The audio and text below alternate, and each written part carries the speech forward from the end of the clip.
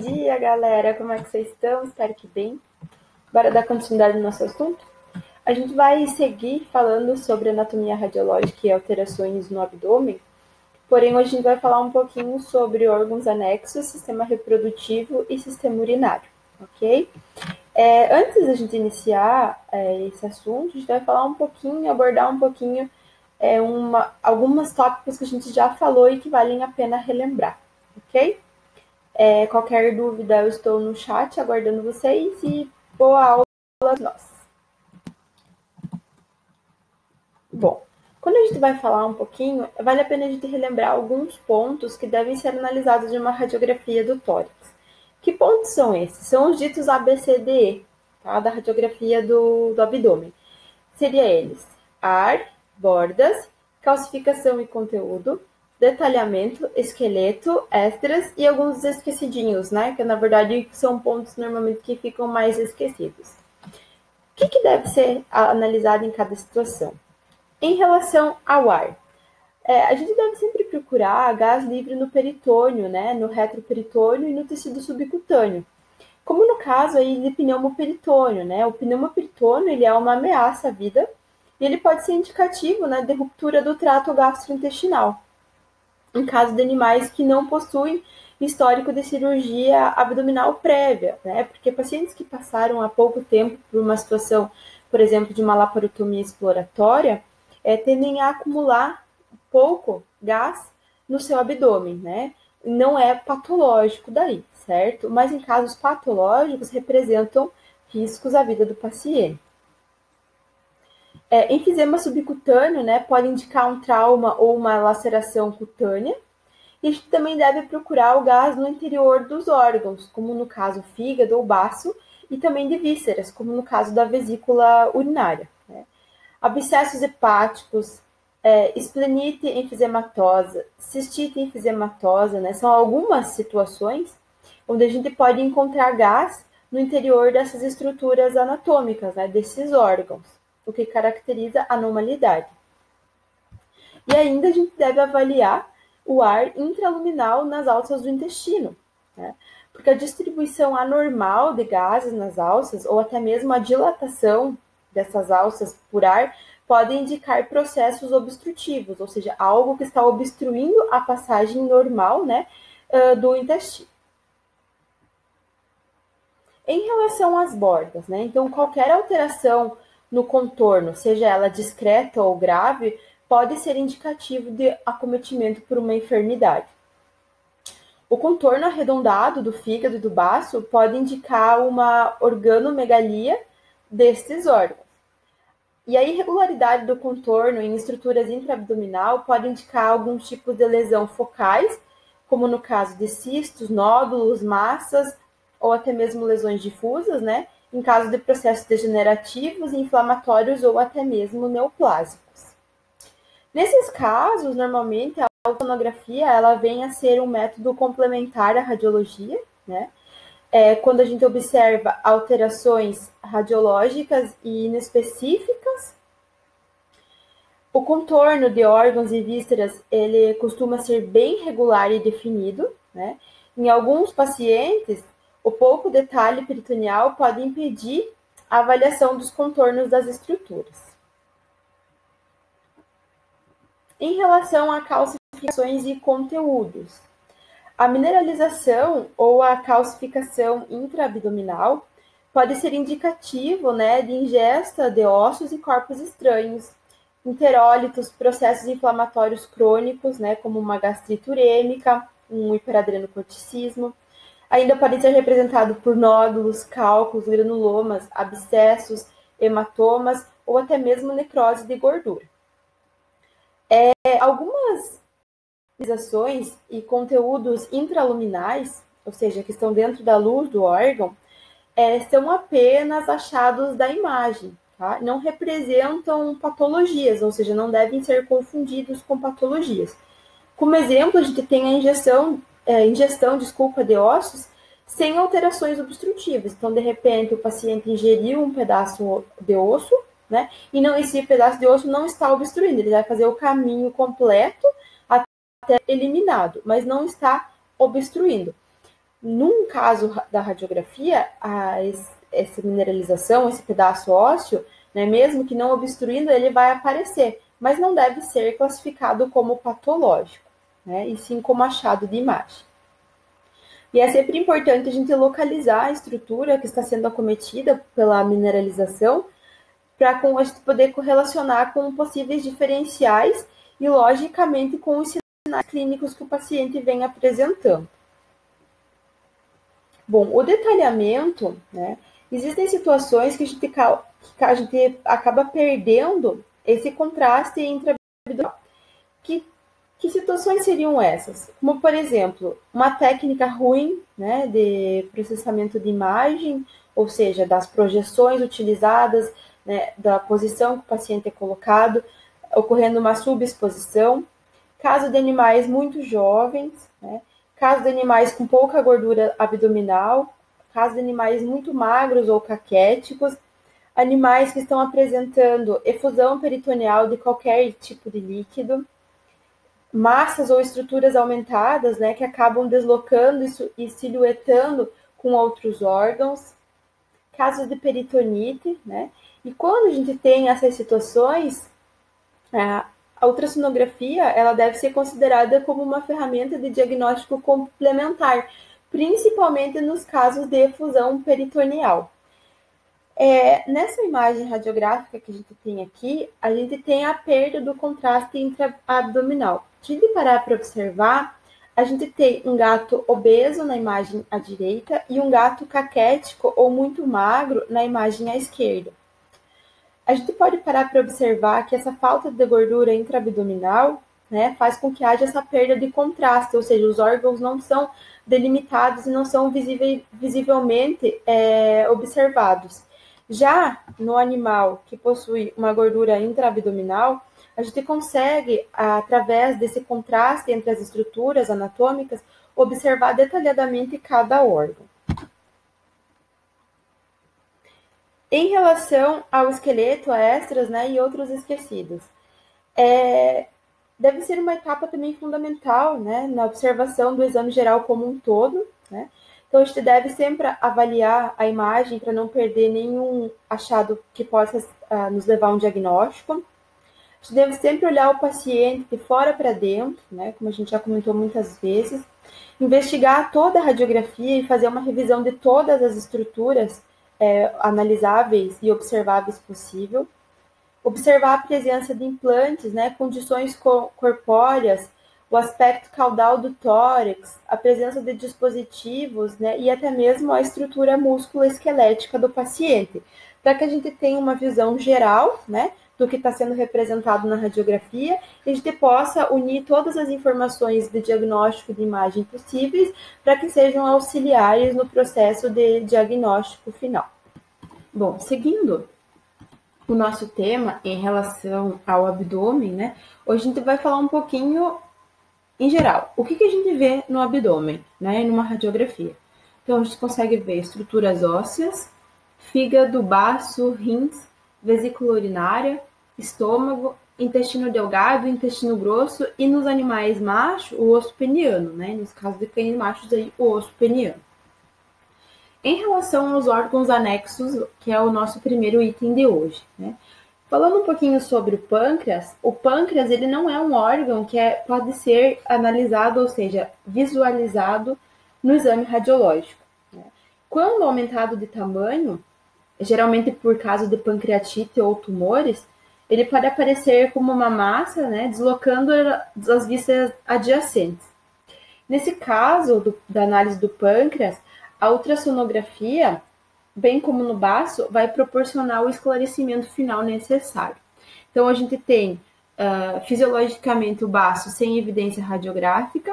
Normalmente, quando a gente tem um aumento do tamanho por pancreatite ou tumor, é que é possível observar na radiografia.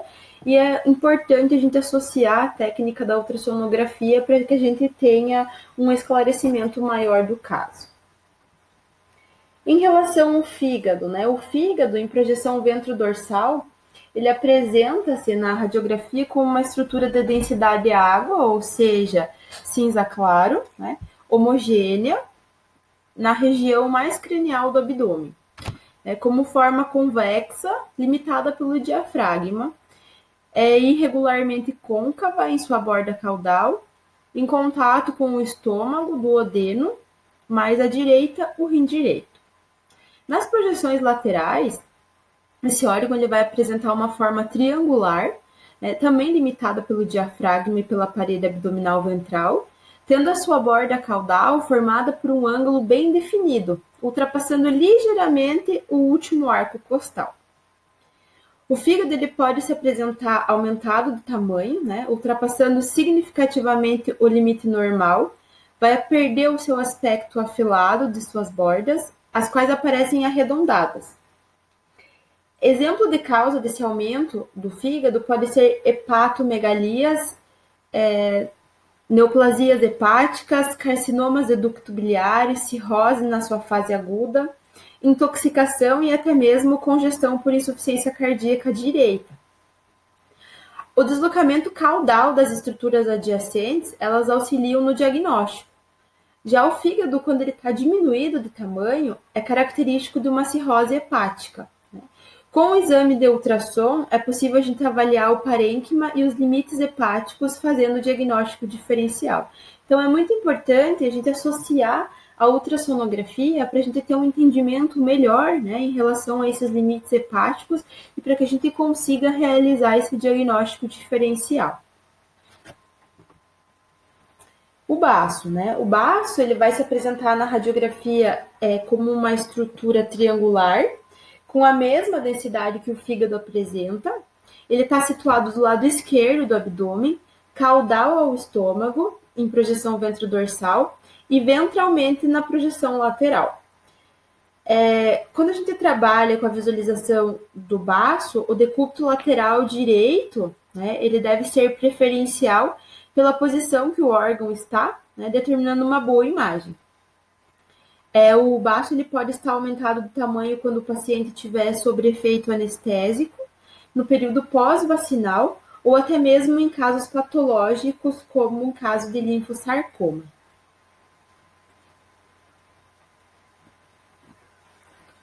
Bom, pessoal, em relação ao sistema urinário, o sistema urinário, então, ele é composto por rins, uréteres, bexiga e uretra, como você já sabe. Ao exame radiológico, apenas os rins e a vesícula urinária, ou bexiga, como alguns ainda chamam, são visíveis. Sendo que os rins, eles são melhor distinguidos das demais estruturas da cavidade abdominal quando há gordura no retroperitônio. A vesícula urinária ela vai depender do conteúdo dela para conseguir ser identificada. Para adequada avaliação do sistema urinário, então normalmente a gente deve preparar o paciente, o que é essa preparação? A limpeza do trato digestório, sempre que as condições do paciente permitirem. Características dos rins. Os rins eles são móveis, usualmente identificáveis na porção dorsal do abdômen em projeção lateral, apresentando-se parcialmente sobrepostos. Quando a gente tem um posicionamento ventrodorsal, observa-se que o rim direito se localiza mais cranialmente que o esquerdo. No cachorro, ou nos cães, os rins têm, em média, 2,5 a 3,5 vezes o comprimento da segunda vértebra lombar. Nos felinos, 2 a 3 vezes o tamanho da quarta vértebra lombar. Os ureteres eles se estendem da pelve renal ao trígono da vesícula urinária, na região dorso-caudal desta, necessitando de meio de contraste para serem identificados radiologicamente. Então, para a gente observar os ureteres numa radiografia, a gente deve utilizar de meios de contraste, ou seja, de radiografias contrastadas. A vesícula urinária, então, ela é observada sobre o assoalho da cavidade abdominal caudal, e à medida que ela se torna cheia ou repleta, mais cranialmente ela se estende. A uretra, ela não é visualizada em radiografias em condições normais, mas quando a gente tem o cão macho, o osso peniano ele indica a posição terminal da estrutura da uretra. A gente já conversou um pouquinho, anteriormente nas outras aulas sobre exames contrastados. Então, alguns dos exames contrastados utilizados para o sistema urinário, eu trouxe aqui para vocês. A urografia excretora, a pneumocistografia e a cistografia. Só para relembrar, a urografia excretora, ela é a técnica que é melhor utilizada para avaliação radiológica do sistema urinário. Ela consiste, né, na administração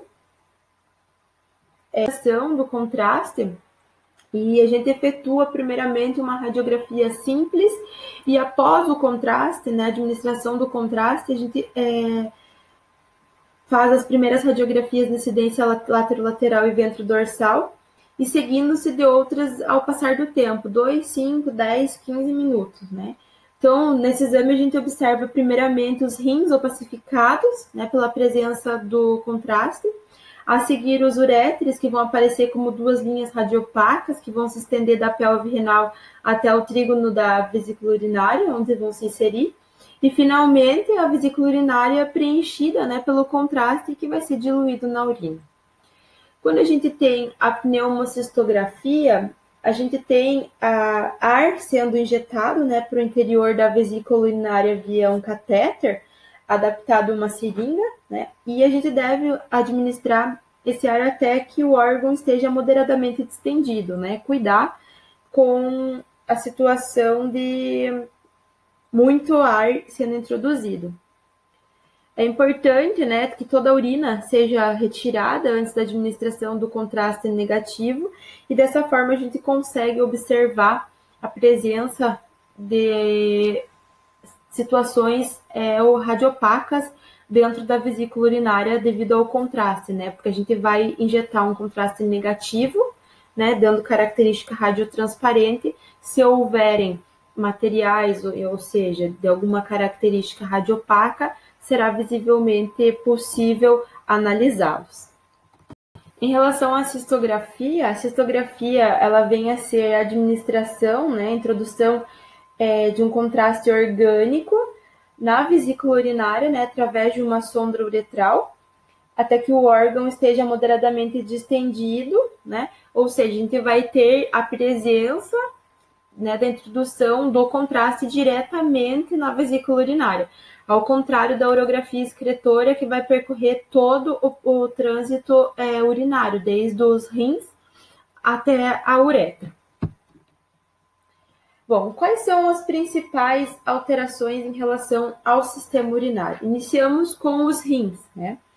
Os rins, eles podem apresentar defeitos congênitos, né? Que entre os defeitos congênitos, os principais podem ser aplasia, ectopia, hipoplasia, né?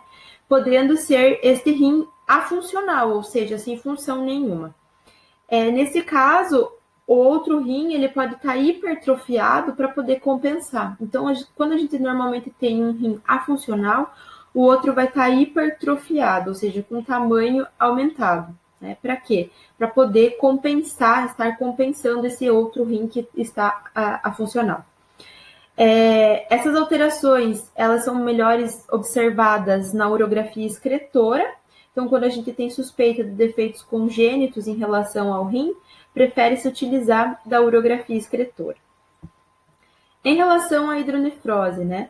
Então, geralmente as alterações de hidronefrose ocorrem por uma obstrução do uréter, que podem ser consequentes a massas abdominais, cálculos ou ligaduras acidentais que podem ocorrer em situações cirúrgicas, erros médicos, certo? Ao exame radiológico, o rim ele vai aparecer com uma grande massa radiopaca e com contornos lisos. Cálculo renal, também chamado de urólitos, né? São vistos com densidade radiopaca nas radiografias no interior da pelve renal, algumas vezes preenchendo totalmente ela.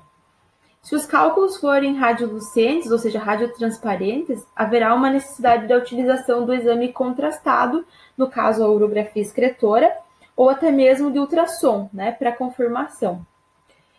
Os cálculos radiopacos, eles são compostos normalmente de fosfato triplo ou oxalato de cálcio, enquanto os que são radiotransparentes são formados por urato de amônia ou por cistina. As rupturas renais. A ruptura renal, quando a gente tem uma suspeita, o diagnóstico dela deve ser feito pela urografia excretora, e quando tiver uma ruptura, haverá extravasamento, né, do contraste para fora do órgão. Neoplasias. Os processos neoplásicos vão poder ser observados quando tiver aumento do tamanho do rim ou até mesmo irregularidade no contorno. Os cistos renais. Geralmente, os cistos renais eles causam uma distorção no contorno do rim, né, na imagem radiográfica. Por conter líquido no interior, o cisto ele não se destaca do parênquima e, normalmente, o ultrassom é utilizado como meio de diagnóstico confirmatório. O infarto renal. Quando a gente tem situações de infarto renal, as áreas infartadas poderão ser demonstradas como não funcionais, né, no processo de urografia excretora, isso é, elas não vão ser opacificadas ou não vão se apresentar radiopacas na radiografia contrastada. Em relação à vesícula urinária, né, a gente tem algumas situações na vesícula urinária. A primeira delas são os cálculos, tá? Os cálculos eles são muito comuns em cães. São quando radiolucentes, ou seja, quando são radiotransparentes, poderão depender de contraste negativo para serem evidenciados, ou seja, a gente talvez precise a utilização dos contrastes negativos para conseguir observar esses cálculos ser radiotransparentes, né?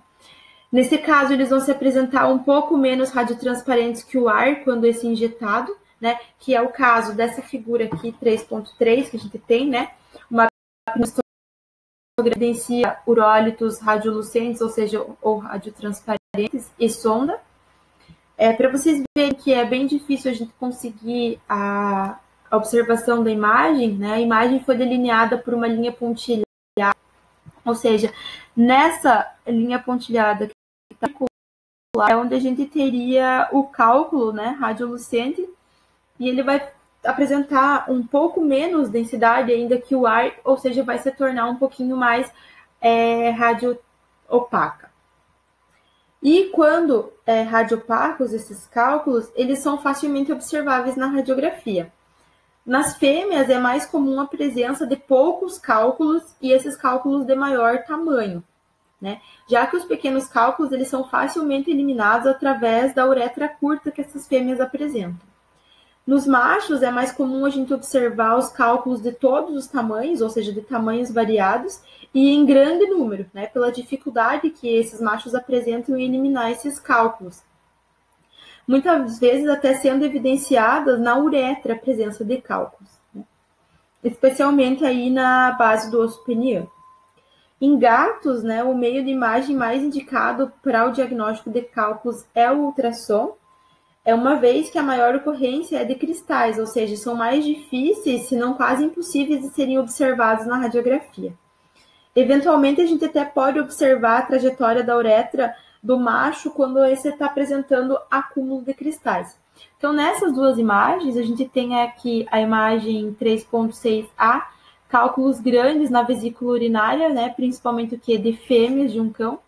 E na imagem B, a gente tem vários cálculos, né, grandes e também pequenos aqui, preenchendo a vesícula urinária e também a uretra. Em processos neoplásicos, né? Processos neoplásicos, eles não são visualizados ao exame simples. Normalmente deve se associar a uma pneumocistografia, né? Que vai aparecer com uma massa radiopaca devido ao contraste, né? Com a radiotransparência do ar que foi administrado. Quando feita a cistografia, a imagem será de uma massa menos radiopaca, né? Que o contraste é positivo que foi administrado. Então, aqui a gente tem a imagem de uma cistografia em projeção laterolateral e ventrodorsal, que vai demonstrar uma massa tumoral no interior da vesícula urinária, né, de uma cadela. O diagnóstico foi comprovado em cirurgia, muito provável talvez uma laparotomia exploratória ou até mesmo já uma cirurgia para tratamento. Então, a gente pode observar, né, na cistografia foi aplicado um contraste positivo, que deixou a vesícula urinária com característica radiopaca, e a gente tem o quê? O cisto aqui, ou a massa, desculpa, com característica radiotransparente, ou seja, diferente da massa radiopaca que a vesícula urinária está apresentando. Em caso de ruptura, né, ruptura da vesícula urinária, ela vai ser perceptível apenas quando a gente utilizar exame contrastado, né, quando será visualizado ar ou o contraste positivo livre na cavidade abdominal, né? O contraste positivo ele é o mais indicado por ser mais facilmente observado quando extravasar. Nessa imagem a gente tem, né, um diagnóstico de ruptura de vesícula urinária por cistografia, né, ou seja, quando a gente utilizou um contraste positivo, onde a gente consegue ver o contraste extravasando para a cavidade abdominal, né? Então a gente vê resquícios do contraste extravasando para a cavidade, ou seja, não somente dentro da vesícula urinária como deveria estar se não houvesse ruptura. Pessoal, eu ainda gostaria de fazer mais um tópico aqui em relação à cistite ainda, né, sobre a vesícula urinária. Quando a gente tem caso de suspeita de cistite, o meio de imagem, né, mais indicado para esse tipo de diagnóstico é a ultrassonografia, ou seja, o ultrassom, utilização do ultrassom. Uma vez que a mucosa vesical ela não é distinguível nas radiografias simples, e mesmo quando a gente utiliza a cistografia, tá? A gente pode observar na pneumocistografia uma discreta alteração da mucosa, que pode ser quase imperceptível. Então, quando a gente tem suspeita de cistite, o melhor meio, né, para se utilizar para o diagnóstico por imagem é a ultrassonografia. Bom, em relação à uretra, pessoal, né, o que pode acometer a uretra? Os cálculos, né? Os cálculos eles são visíveis aí e podem ser observados na trajetória da uretra de cães e gatos machos, como a gente já comentou anteriormente.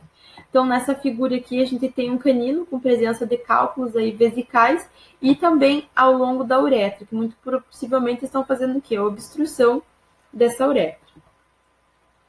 Bom, pessoal, em relação ao sistema reprodutor, né, primeiramente falando um pouquinho sobre machos, vamos falar um pouquinho da próstata. Bom, na maioria das raças de cães e até mesmo nos felinos, a próstata normal, ela não deve ser identificada na radiografia, né, devido à sua localização anatômica, ou pode ser parcialmente visualizada. Ela está localizada caudalmente à vesícula urinária, ao redor da uretra, né, e tem a sua visualização principalmente nos cães, dependendo do conteúdo da vesícula urinária. Por quê? Quando a gente tem essa vesícula urinária repleta, né, ela acaba puxando a próstata para frente. Aí é possível a observação. A gente tem casos de próstata aumentada, né, em situações de neoplasias, prostatites, hiperplasia prostática benigna. E para um diagnóstico mais preciso e esclarecedor, deve-se fazer a utilização da ultrassonografia, né? Ou outro meio de diagnóstico para auxiliar e não levar em consideração apenas a raio-x. Bom, pessoal, ainda falando um pouquinho sobre os machos, a uretra, né? A uretra, a gente acabou de ver no sistema urinário, então ele segue as alterações que falamos no sistema urinário.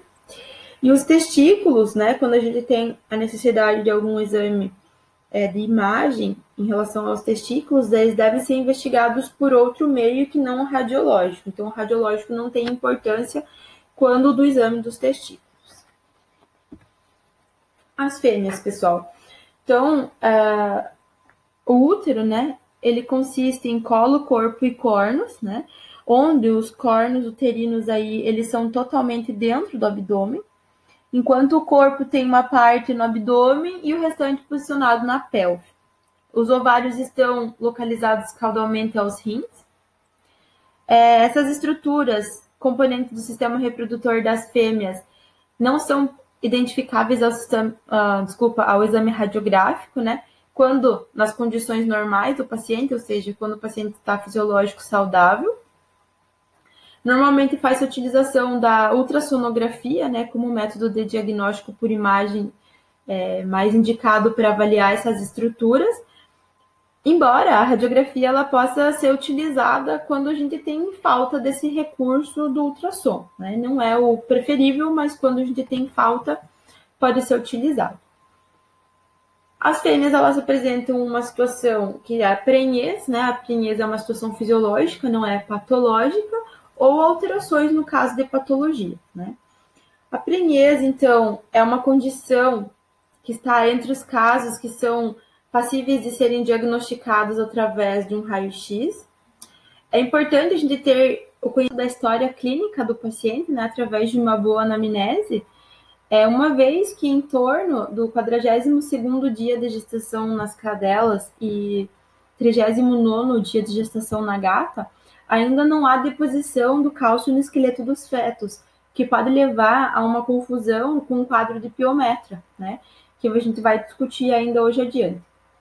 Então, após a calcificação dos esqueletos, é possível que a gente visualize a cabeça, a coluna e os membros, né?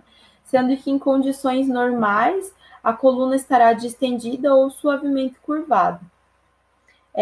O crânio ele vai se apresentar continuidade em seu contorno, exceto na região da fontanela. A radiografia ela é um meio confiável para a contagem do número de fetos, né? Sendo que para a gente conseguir essa contagem, a gente faz a contagem do número de crânios desses animais. Nessa imagem radiográfica que nós temos aqui, a gente pode observar uma gestação em cadelas, né, com a presença do feto com características normais e com a coluna suavemente curvada. Então, a gente consegue fazer a observação do crânio e a coluna suavemente curvada. Em relação às alterações, vamos falar um pouquinho inicialmente sobre os ovários, né? Então, quando os ovários eles estiverem com aumento de tamanho, em caso, por exemplo, de tumoração, esses poderão ser visualizados como uma massa com densidade água, que é aquela massa que a gente já falou sobre a radiopacidade dela ser cinza claro, né? E vai acabar deslocando as estruturas que são adjacentes a ela, né? Embora o diagnóstico não possa ser afirmado apenas através do raio-x. Em relação ao útero, né, uma alteração é a piometra. Essa alteração, bem como uma hemometra ou até mesmo uma mucometra, ela vem a se caracterizar pelo aumento do volume do útero, o qual vai se apresentar como uma estrutura de densidade de água também, homogênea, partindo da porção caudal do abdômen em sentido cranial, e vai variar de tamanho conforme o conteúdo que tiver dentro desse útero. Durante a evolução uterina, no período de pós-parto, também se poderá detectar o aumento da estrutura, ou seja, do útero, podendo haver confusão se não for conhecida a história do paciente. Aí mais um motivo óbvio para que a gente saiba a história do paciente toda, né? Uma boa anamnese faz toda a diferença.